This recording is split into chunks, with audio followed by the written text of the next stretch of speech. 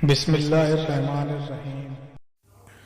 کہا جاتا ہے کہ اللہ پاک اپنے نیک بندوں کو عام لوگوں میں پوشیدہ رکھتا ہے، ان کی گمنامی ان کی بلندی درجات کا سبب ہوتی ہے۔ حدیث پاک میں فرمایا گیا کہ بہت سے گندے بالوں والے، میلے کچیلے کپڑے والے جو کسی بڑے گھر تک نہیں پہنچ سکتے، اللہ کے یہاں اتنے بڑے مرتبہ والے ہیں کہ اگر وہ اللہ پر کوئی قسم کھائیں تو اللہ تعالیٰ اسے بھی پوری فرما دے۔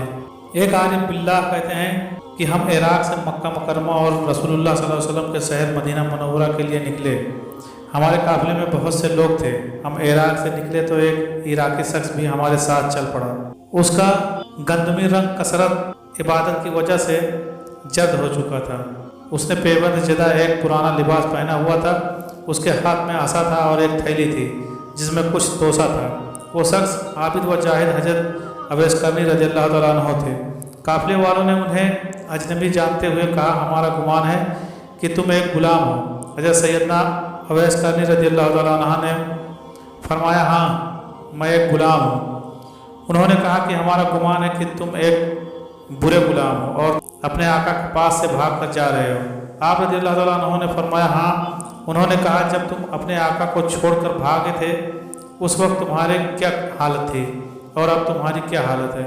اگر تم اپنے آقا کے پاس ہی ٹھہرے رہتے تو تمہاری یہ حالت نہیں ہوتی، اور بے شک تم ایک برے اور کوتاہی کرنے والے غلام ہو۔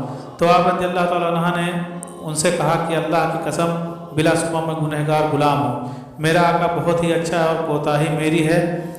اگر میں اس کی اطاعت کرتا اور اس کی خوشنودی چاہتا تو میری یہ حالت نہیں ہوتی۔ یہ کہہ کر آپ رضی اللہ تعالیٰ عنہ رونے لگے اور اتنا روئے کہ قریب تھا کہ آپ کا انتقال ہو جاتا۔ لوگوں کو ان پر بہت ترس آیا۔ وہ لوگ آقا سے دنیائی آقا مراد کر رہے تھے، حالانکہ ان کی آقا سے مراد اللہ رب العزت کی ذات تھی۔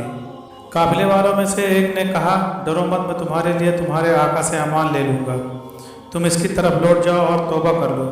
تو آپ رضی اللہ تعالیٰ عنہ نے فرمایا، میں اس کی طرف لوٹتا ہوں اور جو اس کے پاس ہے میں اس کی راغبت رکھتا ہوں۔ حضرت اویس کرنی رضی اللہ تعالیٰ عنہ رسول اللہ صلی اللہ علیہ وسلم کے روضہ انور کی زیارت کے لیے نکلے تھے، اور چونکہ قافلے نے بھی اسی دن کوچ کیا تھا اس لیے آپ اس میں شامل ہو گئے تھے۔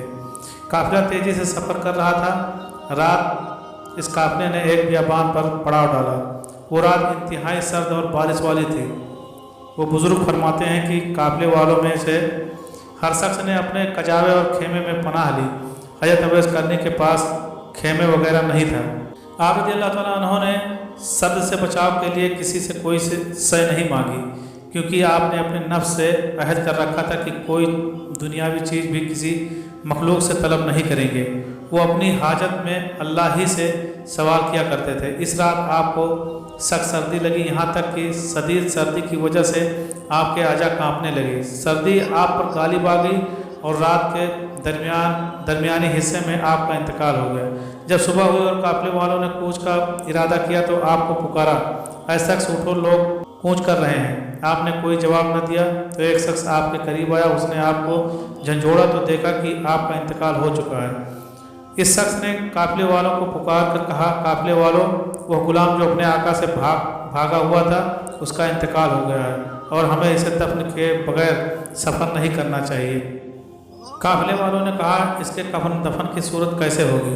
قافلے میں موجود ایک نیک شخص نے کہا، یہ غلام توبہ کر چکا تھا، اپنے آقا کی طرف لوٹنے کا ارادہ رکھتا تھا اور یہ اپنے کیے نادم تھا، اور ہمیں امید ہے کہ اللہ عز و جل اس کے ذریعے ہمیں نفع پہنچائے گا، کیونکہ اس کی توبہ قبول ہو چکی ہے، اور اگر ہم اسے دفن کیے بغیر چل پڑے تو کہیں ہم سے اس کے بارے میں سوال نہ کیا جائے۔ تمہارے لیے اس کے سوا کوئی چارہ نہیں کہ اس کے لیے قبر کھودنے اور اسے اس قبر میں دفن کرنے تک صبر کر لو۔ لوگوں نے کہا، اس جگہ پانی موجود نہیں ہے۔ ایک نے کہا، کسی جاننے والے سے پوچھ لو۔ چنانچہ لوگوں نے ایک شخص سے پوچھا تو اس نے بتایا کہ پانی یہاں سے 1 گھنٹے کی مسافت پر ملے گا۔ تم میرے ساتھ کسی آدمی کو بھیج دو، میں تمہیں پانی لا دوں گا۔ اس شخص نے قافلے والوں میں سے ایک کو اپنے ساتھ لیا، ڈول اٹھایا اور دونوں پانی لینے چل پڑے۔ ابھی وہ کچھ دیر ہی چلے تھے کہ سامنے پانی کی ایک چھوٹی نہر نظر آئی۔ اس نے کہا، بڑا عجیب معاملہ ہے، میں نے پہلے کبھی اس نہر کو نہیں دیکھا، یہ تو وہ جگہ ہے جہاں پانی ملتا ہی نہیں اور نہ ہی کسی قریبی جگہ میں پانی ملتا ہے۔ بہرحال وہ شخص قافلے کی طرف لوٹ آیا اور قافلے والوں سے کہنے لگا، تمہاری مشقت ٹل گئی، لکڑیاں جمع کرو۔ تو انہوں نے پانی گرم کرنے کے لیے لکڑیاں جمع کر لی۔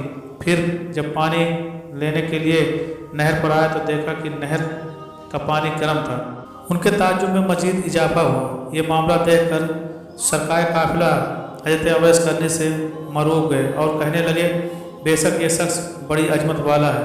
پھر ان لوگوں نے آپ کے لیے قبر کھودنا شروع کی تو مٹی کو جھاگ سے زیادہ نرم پایا اور زمین میں سے خوشبو آ رہی تھی۔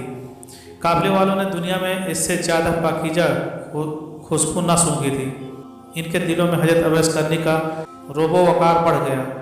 آپ کی قبر کی مٹی دیکھنے میں عام مٹی کی طرح تھی، لیکن سونگھنے پر اس میں سے مسک کی خوشبو آ رہی تھی۔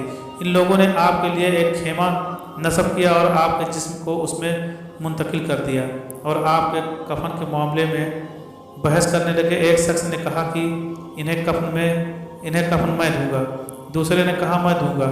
پھر جب ان سب کی رائے اس بات پر متفق ہوئی ہر شخص کفن کے لیے ایک ایک کپڑا دے، پھر ان لوگوں نے کاغذ اور قلم لیا اور آپ کا حلیہ اور صفات لکھنے لگے اور آپس میں کہنے لگے کہ انشاءاللہ ہم مدینے پہنچیں گے تو شاید وہاں ہمیں ان کا کوئی نہ کوئی جاننے والا مل جائے گا۔ پھر ان لوگوں نے اس پرچے کو اپنے سامان میں رکھ لیا۔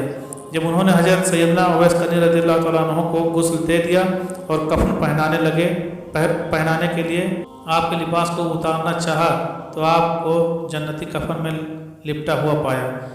دیکھنے والوں نے کبھی ایسا کفن نہ دیکھا تھا۔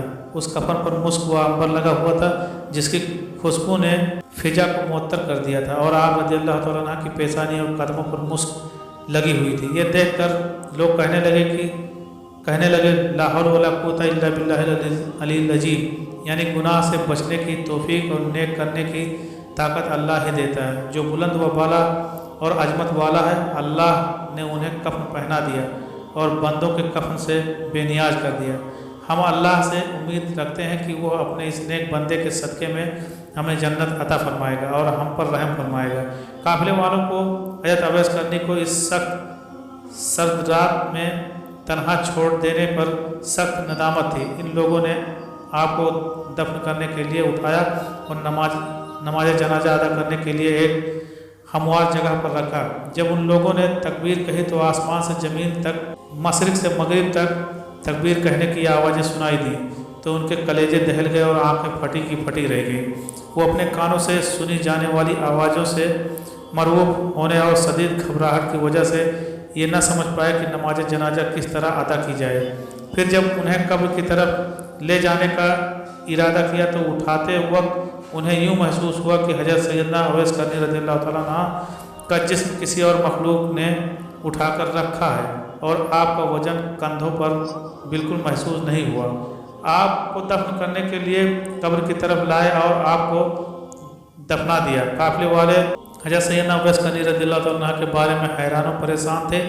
اسی حالت میں انہوں نے صبر شروع کیا۔ واپسی پلٹ کر لوٹے تو کوفہ کی مسجد میں آئے اور لوگوں کو آپ کا واقعہ سنایا اور وہاں حلیہ بیان کیا تو حلیہ بیان کرنے پر لوگوں نے آپ کو پہچان لیا۔ مسجد میں رونے کی آوازیں بلند ہوئیں اور اگر آپ کے وصال کے بعد آپ کی کرامت ظاہر نہ ہوتی تو حضرت سیدنا اویس کرنی رضی اللہ تعالیٰ عنہ کے انتقال کی خبر کسی کو نہ ہوتی اور نہ ہی آپ رضی اللہ تعالیٰ عنہ کے قبر انور کا علم ہو پاتا کہ آپ رضی اللہ تعالیٰ عنہ لوگوں سے پوشیدہ رہا کرتے تھے۔ انا للہ و انا الیہ راجعون۔